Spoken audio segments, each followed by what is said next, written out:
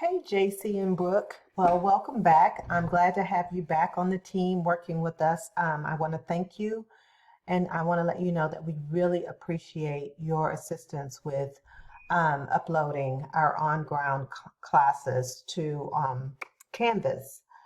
I just want to kind of recap on some things and then shoot some reminders and maybe give you some insight on some assignment techniques and loading techniques. Okay.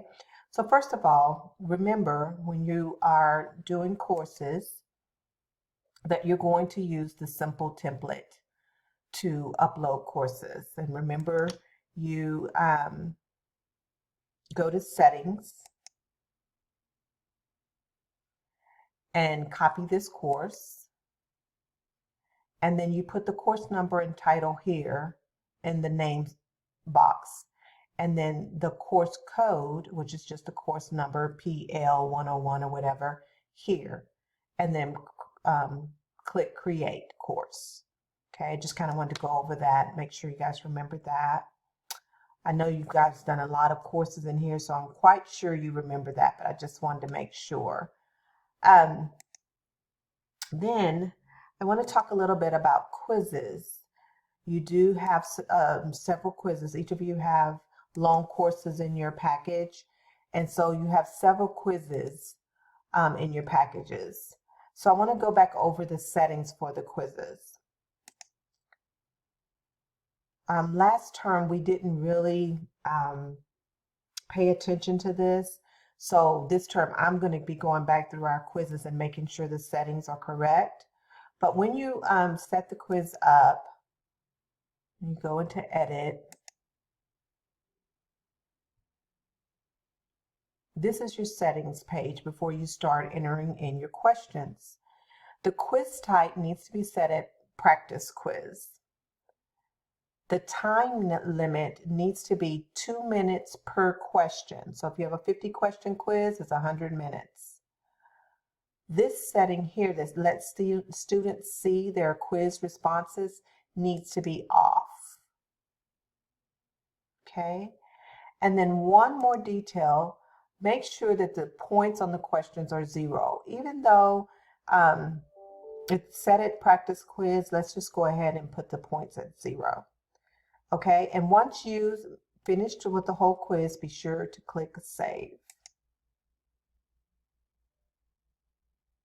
Okay, now in your package, in your course packages that I sent you several zip files along with this video.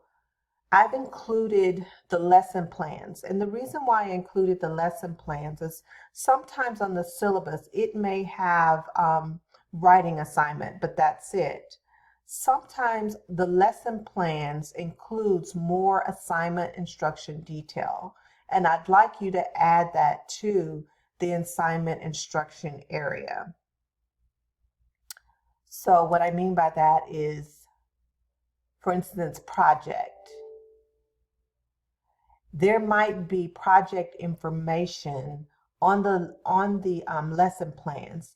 If they aren't included in your package, what I try to do is download all additional information from the course materials. But however, if you see a project and you don't have the additional materials, look on the lesson plans to make sure that the instructions are or aren't there, and then include those in this instruction area. And then I also noticed when I was downloading a few courses that there are quite a few images. And I know that we ran into an issue last term with how do I add the images or even tables.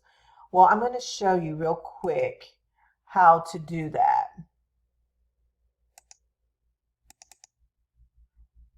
I remember that one of those were in this thing, in this course. Okay, so this is an image that needs to be added to the assignment area.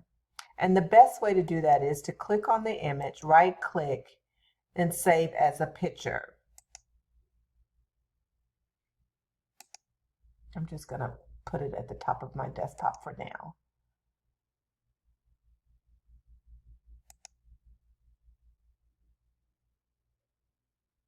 Oh, it doesn't want to save. Interesting. Maybe it's because I'm on Zoom.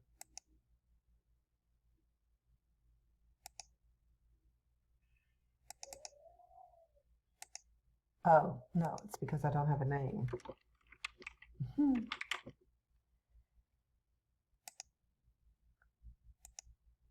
Okay. So then,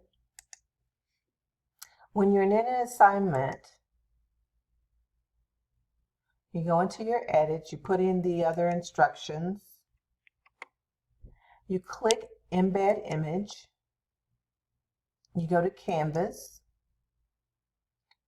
you go to Course Files, and then you want to upload the image in your course file.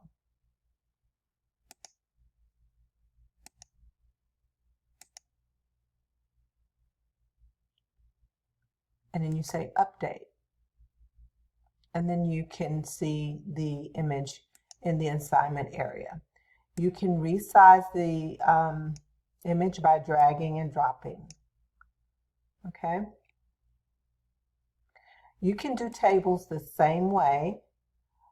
Save the tables. If there's a table, for instance, if you have a quiz and there's a table in the quiz, you just right click on it, save the table as an image, and then upload it as a picture in your assignment area.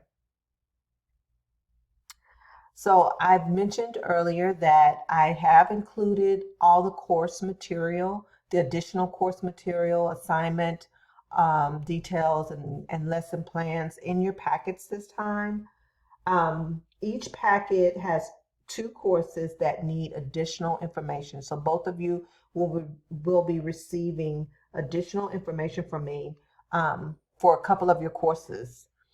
That's it. Remember, if you have any questions, do not hesitate to shoot me an email or call me. My cell phone number is 214-606-6541. Okay? Again, I want to thank you. I want to tell you that we really appreciate your help with this project. All right? Great. Have a great week.